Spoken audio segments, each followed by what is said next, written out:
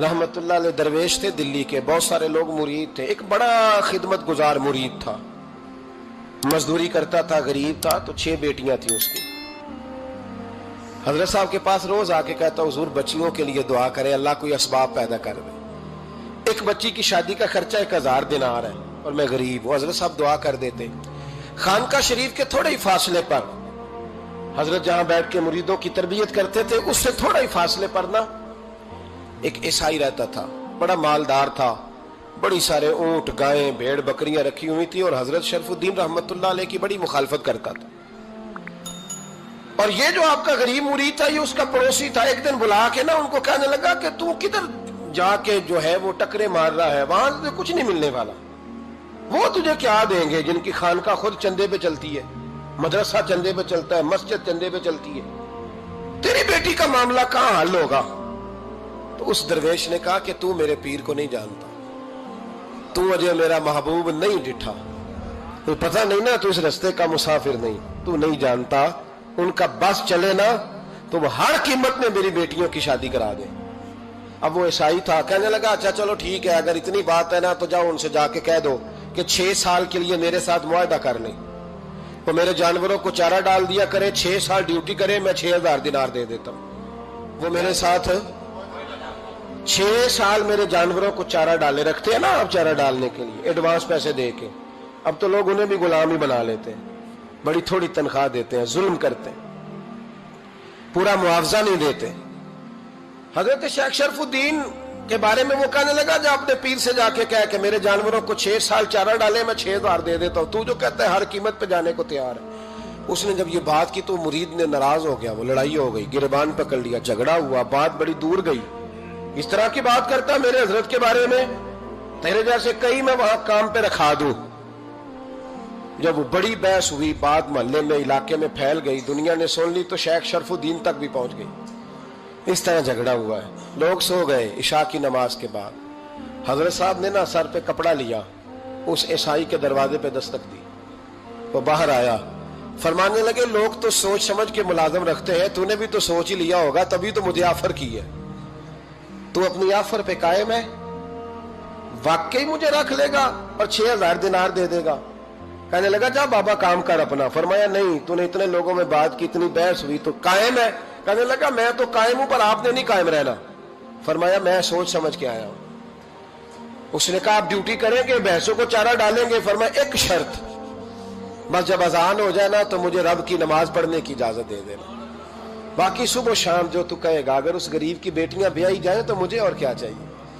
उसकी 6 बेटियों का बोझ है उसके सर पे, तू मुझे रख ले। अल्लाह अकबर।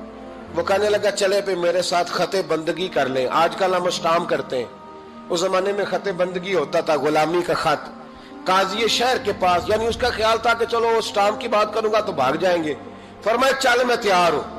काजी तक गए, तय हो गया, 6000 दिनार दे दिए। हजरत ने मुरीद को बुलाया, फरमाया पुत्र ये ले जा, जा मेरी बेटियों को रवाना कर दे। कहने लगा हुजूर ये क्या कर रहे हो आप, कुछ सोचे? फरमाया यार जब तुझे बेटा बना लिया तो फिर मेरी पोतियां तो लगती हैं ना, मेरा हक तो बनता है ना, जा जाके ड्यूटी कर, उनको ब्याह दे। बात फैल गई। बादशाह भी अकीदतमंद था, वो 12000 दिनार लेके पहुंचा।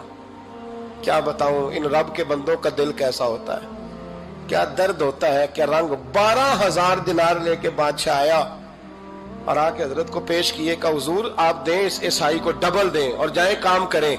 आप फरमाने लगे तू पैसे दे, शर्तें ना लगा, मेरा जहां दिल करेगा मैं खर्च करूंगा, मुझे तो मजा ही अब आने लगा है, अभी तो लुत्फ आ रहा है, अभी तो जायका आया है कुछ करने का, पैसे देने हैं तो दे, पाबंदी ना लगा, जहां मेरा दिल करेगा मैं। उसने कहा हुजूर ठीक है रख ले।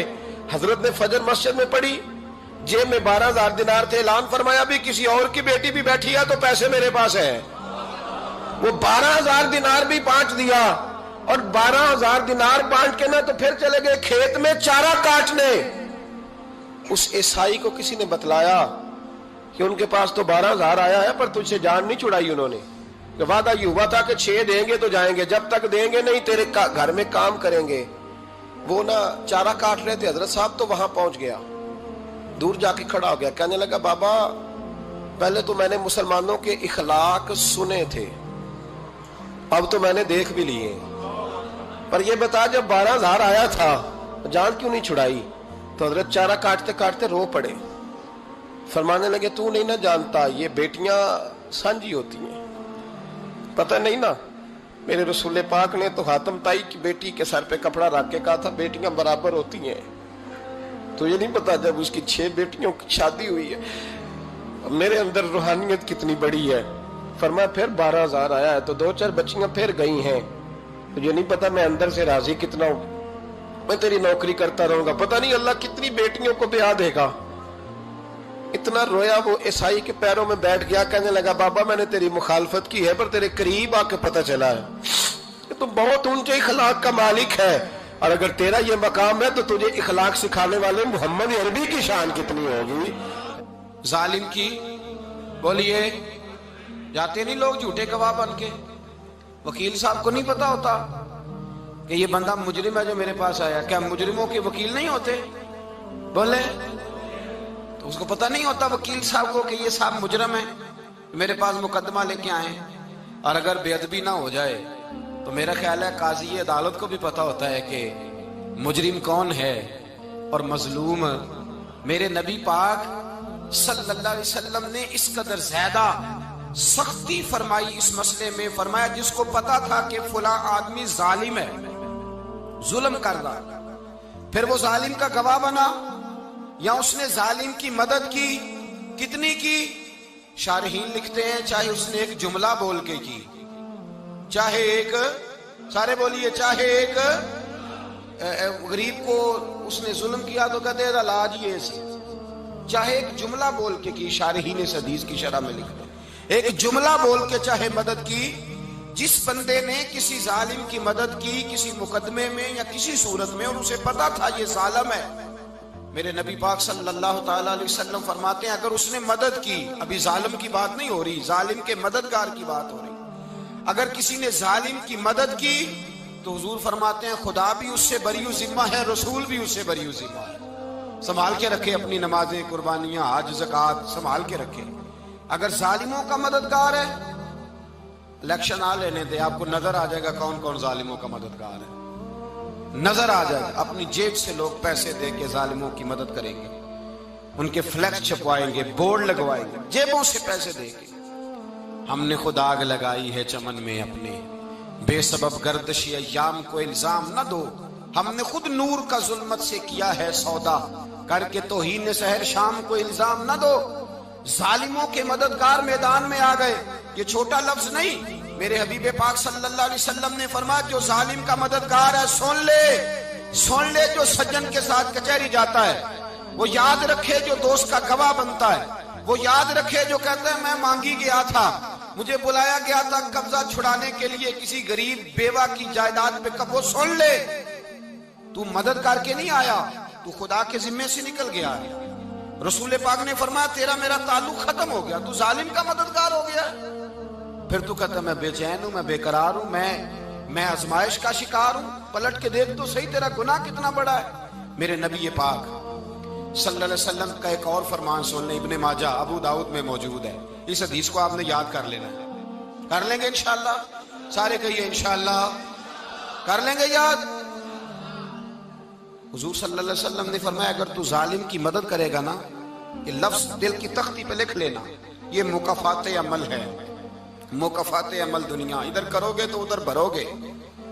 فرمایا اگر تو کسی ظالم کی مدد کرے گا، سن لے حضور کا فرمان ہے، اگر تو ابن ماجہ ابو داؤد سیاہ میں موجود ہے، فرمایا اگر تو کسی ظالم کی مدد کرے گا تو رب تعالیٰ مرنے سے پہلے تیرے اوپر بھی ظالم کو مسلط کر دے گا، تیرے اوپر بھی ایک دفعہ ظلم ضرور ہوگا اگر تو ظالم کی، وہ کسی صورت میں بھی ہو سکتا ہے، کسی صورت میں بھی تیرا بیٹا ہی اٹھ کے ظلم کر دے گا، تو الجھ جائے گا، کسی نہ کسی جگہ تیرے لیے تباہی کا سامان ہوگا، تیرے اوپر ظلم ہوگا، اس لیے کہ تو ظالموں کا مددگار ہے۔ چاہیے یہ تھا کہ تو مظلوم کی مدد کرتا، انسانی ایمانی یقین کا فریضہ سر انجام دیتا، تو ظالموں کا مددگار ہو گیا۔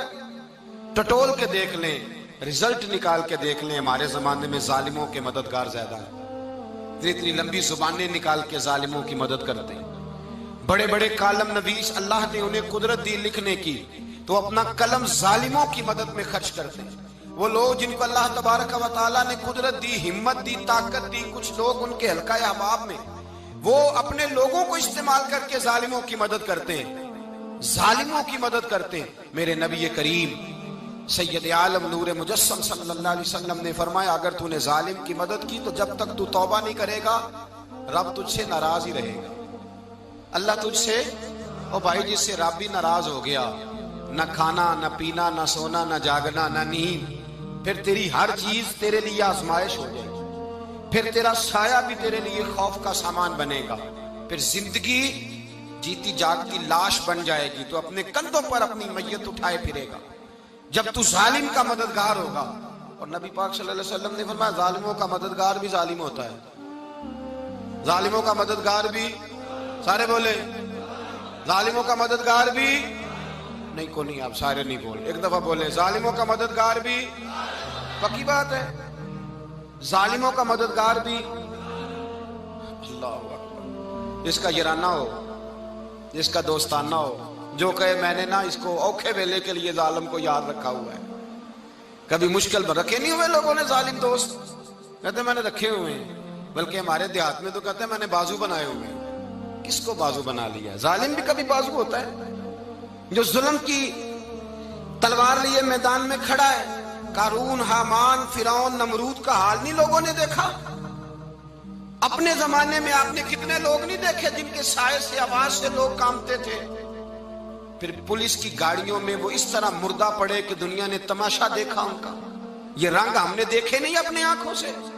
فرمایا ظالم کا مددگار بھی، جو کار میں بٹھا کے لے کے گیا وہ بھی ظالم، جس نے چائے پلائی وہ بھی، جس شخص نے کھانا کھلایا وہ بھی، جو کچہری تک ساتھ گیا وہ بھی، جس نے فلیکس کے نیچے، بڑے شرابی کے نیچے چھوٹی اپنی فوٹو لگائی وہ بھی، جو ووٹ کی پرچی ڈالنے گیا وہ بھی۔ کہہ دینا باہر نکل کے کہ حضرت صاحب نے سیاسی تقریر کی ہے، کہہ دینا، پر بات تو سچی ہے نا۔ خوگرے حمد سے تھوڑا سا گلا بھی سن لے، خوگرے حمد سے تھوڑا سا بھی گلا۔ امام مالک کے پاس ایک بندہ آیا، اس نے کہا حضور میں درزی ہوں، ایک ظالم بادشاہ مجھ سے کپڑے سلواتا ہے، میں تو ظالموں کا مددگار نہیں نا۔ ایک ظالم بادشاہ مجھ سے، حضور میں تو مددگار نہیں نا ظالموں کا۔ جو فرمایا ظالموں کا مددگار بھی ظالم ہوتا ہے، تو کپڑے لے کے آتا ہے میں سی کے دے دیتا ہوں، ذمہ داری نہیں۔ ایک آدمی دکاندار ہے، اس سے کوئی بندہ چیز خریدنے آئے گا تو تھوڑی کہے گا میں نے نہیں دینی، تو دے گا۔